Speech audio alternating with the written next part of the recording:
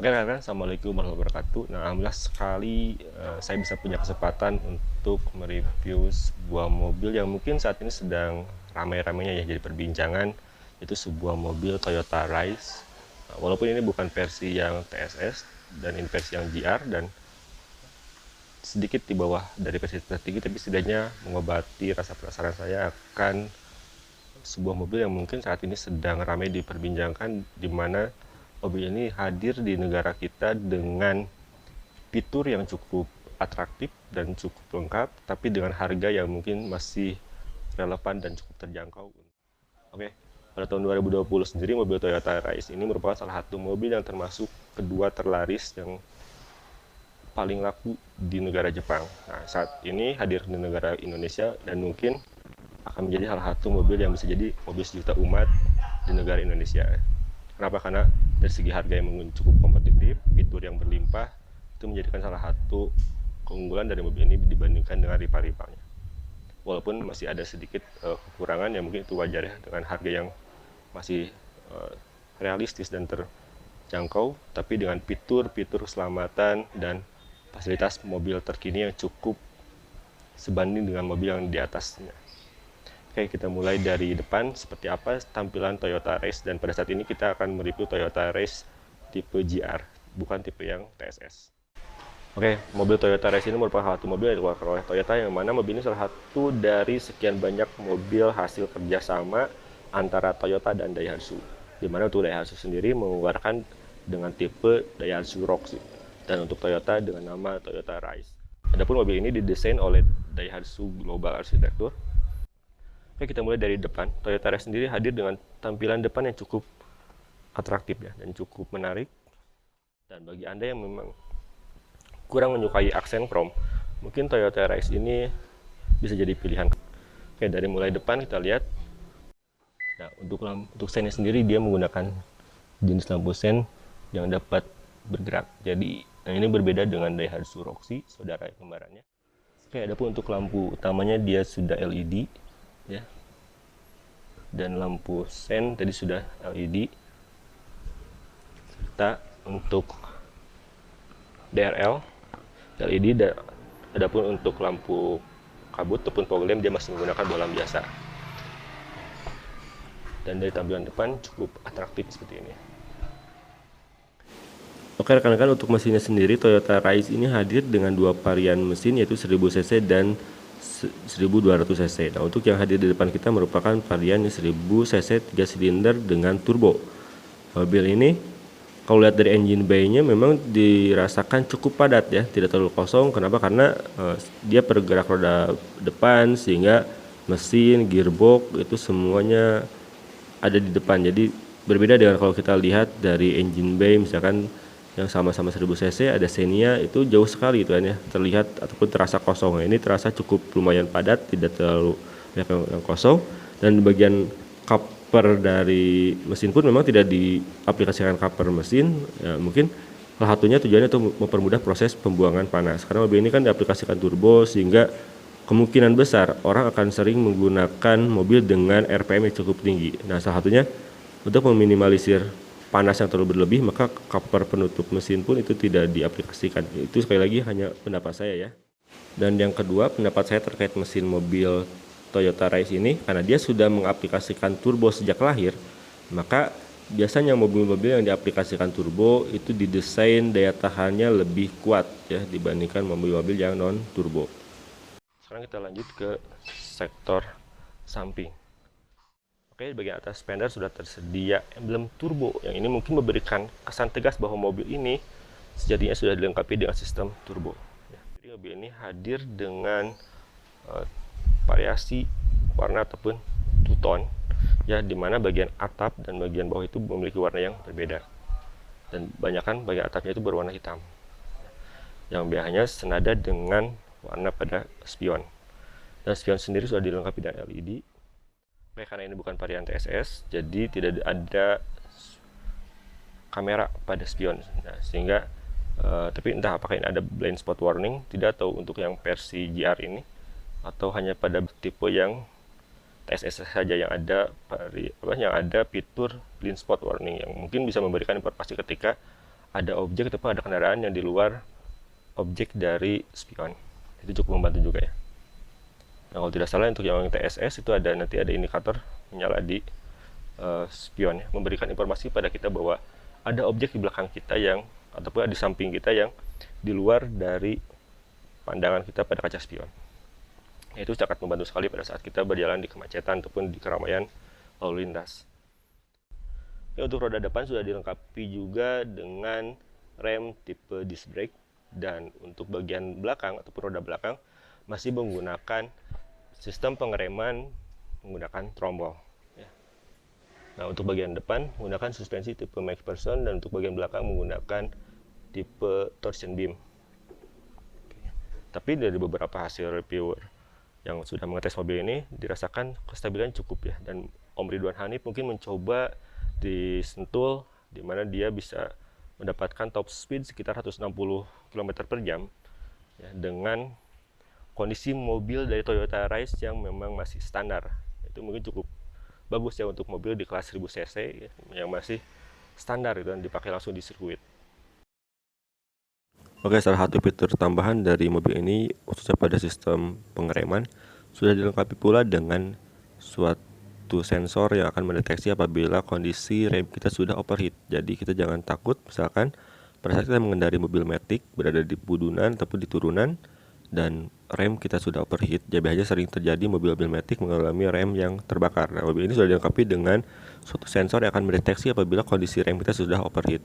Jadi kita akan lebih aman karena ada informasi yang bisa kita dapatkan dari kondisi rem. Oke, selain itu mobil ini dilengkapi pula dengan suatu sensor yang akan menginformasikan pada kita apabila kita berhenti pada posisi setir ataupun roda yang tidak lurus. Nah, hal ini sangat bermanfaat di mana pada saat kita berhenti dan posisi roda tidak lurus, maka salah satu roda akan mendapatkan beban yang cukup berbeda dibandingkan roda yang satunya lagi. Hal ini dapat menghemat dari penggunaan spare part steering, salah satunya mungkin di rod dan lain-lainnya. Untuk kemudahan akses masuk, walaupun masih diberikan lubang untuk anak kunci, tapi mobil ini sudah dilengkapi juga dengan fitur Smart Key Entry, di mana kita cukup memasukkan. Nah, fitur tersebut sudah banyak ya diaplikasi di beberapa mobil-mobil Toyota pada generasi sekarang ya. Salah satunya mungkin di Toyota Proxy dan sebagainya. Oke, kurang lebih tampilan dalam seperti ini. Oke, kita mulai dari bagian pintu. Nah, untuk materialnya memang ini masih menggunakan hard plastik, tapi dengan material yang memang cukup dirasakan pas ya untuk mobil di kelas tersebut. Dan bagian armrestnya di sini masih menggunakan material soft touch ya. Di sini ada pegangan untuk menarik pintu juga, dan ada side pocket juga ya, bisa digunakan untuk kita menyimpan koin dan sebagainya. Dan ini ada hand grip juga untuk kita menarik pintu ya. Jadi tersedia dua buah handle pintu ataupun hand grip pintu untuk kita menutup pintu. Dan di door pocketnya sendiri ini bisa menampung dua buah botol ya. Dan mungkin kalau kita gunakan botol yang kecil, kita bisa menampung lebih dari 2 ataupun 3 pun bisa cukup ya. Oke, untuk fitur pengaturan pintu sendiri, nah di sini dari mulai untuk power window-nya auto hanya pada sisi driver. Jadi ada pengunci jendela serta untuk retract. Oke, dan selain itu dilengkapi pula dengan satu buah speaker sih. Oke, sekarang kita masuk ke dalam. Untuk tampilan dalamnya sendiri, jauh lebih hening di dalam daripada di luar tadi. Oke, dari mulai tampilan dalam kita lihat, untuk dashboardnya sendiri ini masih menggunakan hard plastik ya, tapi dengan warna yang cukup tidak terkesan murah ya, cukup berkualitas. Ini ada airbag untuk isi AC-nya seperti itu, untuk isi AC-nya, serta di sini pun pada sisi tengah isi AC seperti ini. Memang terkesan agak cukup tipis ya, tapi cukup pas untuk mobil di kelas ini. Oke, dan untuk head unitnya memang cukup besar. Oke, biar dingin sekarang kita coba nyalakan mesinnya.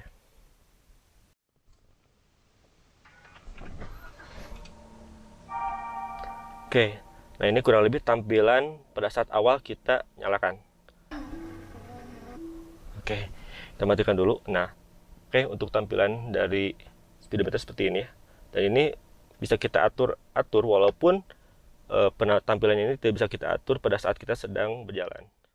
Kurang lebih ada 4 buah tampilan dari display pada speedometer ataupun pada MID yang disediakan di mobil ini. Jadi kita bisa atur, tapi untuk pengaturannya tidak bisa kita rubah-rubah pada saat kita sedang melakukan perjalanan. Jadi kita harus berhenti dulu untuk dapat merubah tampilan dari display Toyota Yaris. Kita bisa atur suhunya karena di sini tampilannya suhu, bukan bar ataupun tingkat kedinginan yang dimiliki seperti Daihatsu Roxy. Berbeda dari saudaranya ya. Dan di sini hanya ada beberapa suhu di sini hanya ada beberapa panel kosong.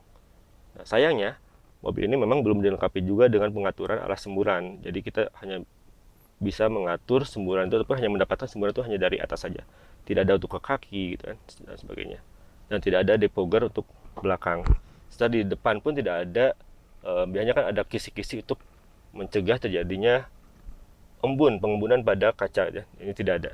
Tapi ini sudah cukup ya, untuk dirasakan sudah cukup untuk mobil ukuran seperti ini. Dan bagian bawah sudah ada soket power output 2,1 ampere, ada juga soket untuk 12 volt ya, seperti itu.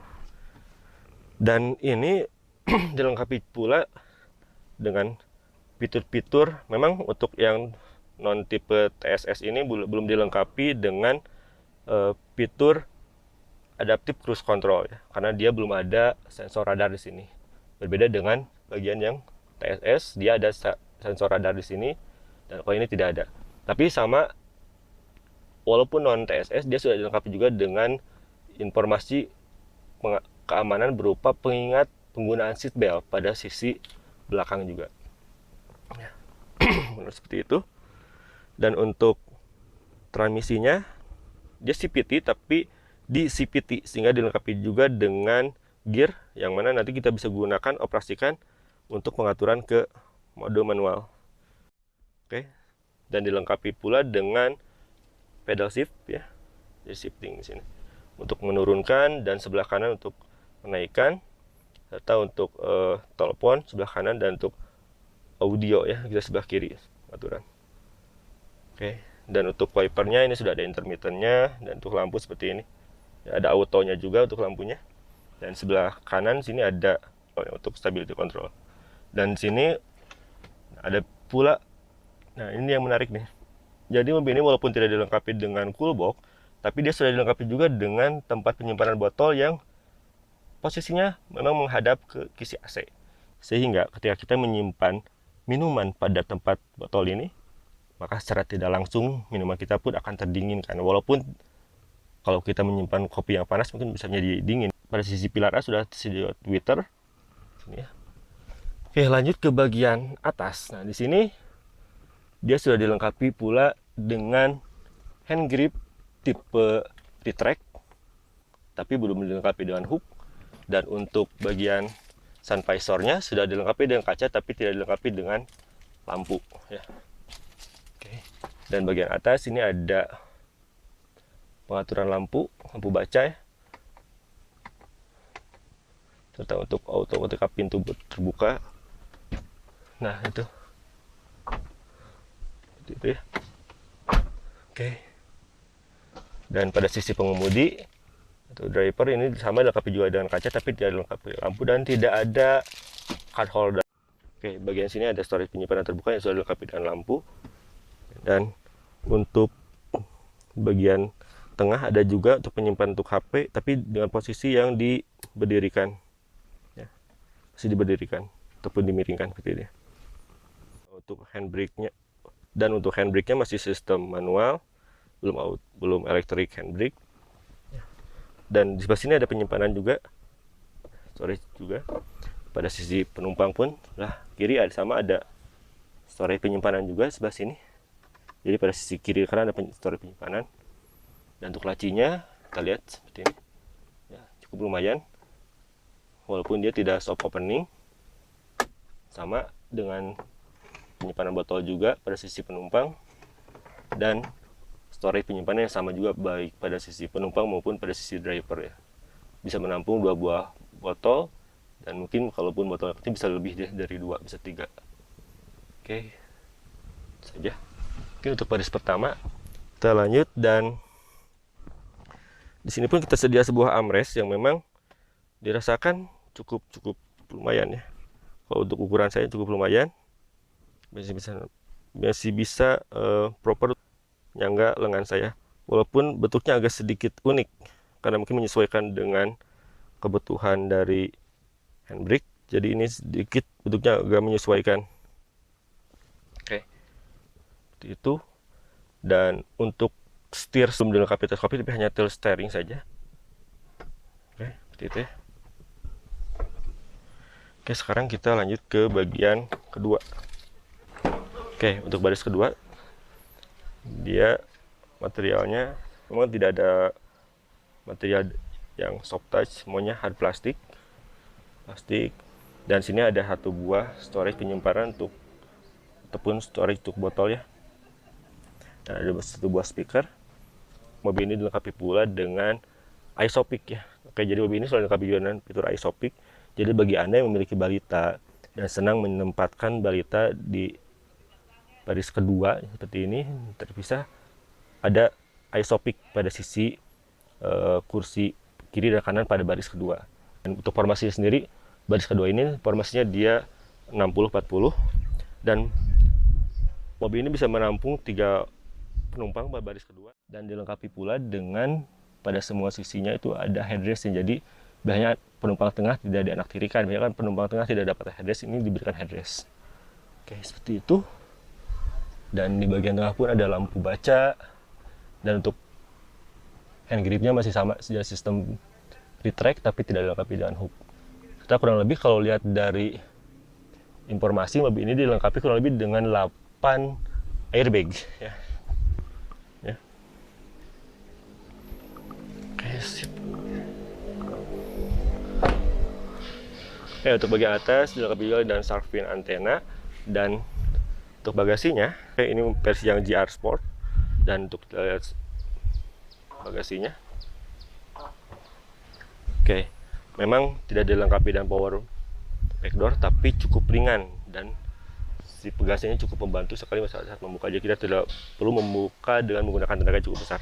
Nah, untuk partisinya memang ini bukan sistem yang hard ya, bukan material yang hard, tapi ini cukup memberikan privasi bagi Anda ketika Anda menyimpan barang-barang yang cukup berharga di bagasi, jadi tidak terlalu terlihat dari luar. Oke, seperti ini kurang lebih untuk bagasinya. Dan bagasinya, nah ini mungkin menggunakan settingan, nah pada saat saya buat video ini menggunakan settingan yang paling bawah. Jadi bagasinya sendiri bisa diatur ya ketinggiannya, dia bisa diatur tinggiannya. Nah ini bisa, nah, oke, jadi bagasinya bisa kita atur ya ketinggiannya, apa kita mau pakai tingkat yang atas ataupun yang bawah. Pada saat kita tadi gunakan yang bawah, itu mungkin lebih memberikan keamanan pada saat kita menyimpan barang. Nah, kita berhenti pada saat ditanjakan agar barang tidak jatuh keluar dari bagasi. Tapi ketika digunakan settingan yang paling atas, maka dia akan memberikan kesan yang cukup rata, sehingga memudahkan kita pada saat memasukkan dan mengeluarkan barang. Oke, demikian mungkin untuk sektor bagasi, dan sekarang kita lanjut ke sektor belakang. Oke, dan untuk tampilan belakangnya selalu seperti ini ya. High mount stop lamp, dan ada shark fin antena, serta ada rear wiper ya. Walaupun tidak dilengkapi dengan rear defogger ya. Ada kamera mundur serta sensor parkir pada bagian belakang. Nah, kurang lebih seperti ini tampilan belakangnya.